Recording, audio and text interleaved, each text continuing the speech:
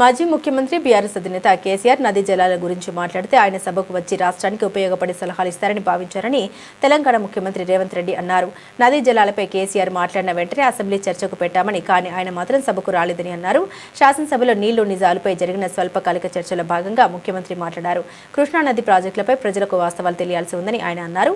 ఉమ్మడి రాష్ట్రంలో గత 10 ఏళ్లలో ఉమ్మడి మహబూబ్ నగర్ జిల్లాకు అన్యాయం జరిగిందని తెలిపారు. అందుకే అనుభవం కలిగిన నాయకుడిగా కేసీఆర్ సభకు వచ్చే సలహాలు సూచన చేస్తారని భావించామని అన్నారు. బయట సభల్లో కార్యాలయాల్లో మాట్లాడే మాటల కంటే అసెంబ్లీలో మాట్లాడే మాటలకు విలువ ఉంటుందని రేవంత్ రెడ్డి స్పష్టం చేశారు. నేను చంద్రబాబు నాయుడు గారి మీద కేంద్ర ప్రభుత్వం మీద ఒత్తిడి తెచ్చి రాయలసీమ లిఫ్ట్ ఇరిగేషన్ ఆపిచ్చిన అధ్యక్ష, నా చరిత్ర ఇది, నీ నీతి గది.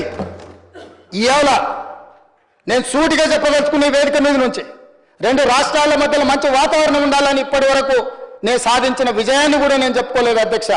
సూటిగా చంద్రబాబు నాయుడు గారికి విజ్ఞప్తి చేసిన నేను, రాయలసీమ లిఫ్ట్ ఇరిగేషన్ మీరు ఆపితే మేము ఏదైనా విషయాల మీద చర్చకు వస్తాము, లేకపోతే మీతో చర్చించడానికి అవకాశం లేదు.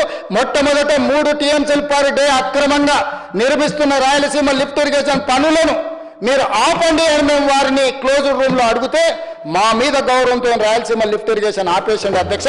మీరు ఈరోజు నిజ నిర్ధారణ కమిటీని సభ నుంచి పంపించండి. కూనంనేని సాంబశివరావు గారిని, అక్బరుద్దీన్ ఓవైసీ గారిని, బీజేపీ మహేశ్వర్ రెడ్డిని ఎవరిని కమిటీ వేస్తారో, ఇంక్లూడింగ్ బీఆర్ఎస్ మాజీ సాగునీటి పారుదల శాఖ మంత్రులు 2 ఉన్నారు, చంద్రశేఖరరావు, హరీష్ రావు. వాళ్ళిద్దరు నాయకత్వాన్ని ఎవరినో ఒకరిని పెట్టి రాయలసీమ లిఫ్ట్ ఇరిగేషన్ పనులు ఆగినాయా లేదా, ఉత్తమ్ కుమార్ రెడ్డి గారు మంత్రి అయిన తర్వాత కాంగ్రెస్ అధికారంలోకి వచ్చిన తర్వాత ఆగిన వాళ్ళ నిజ నిర్ధారణ కమిటీ పంపించండి అధ్యక్ష.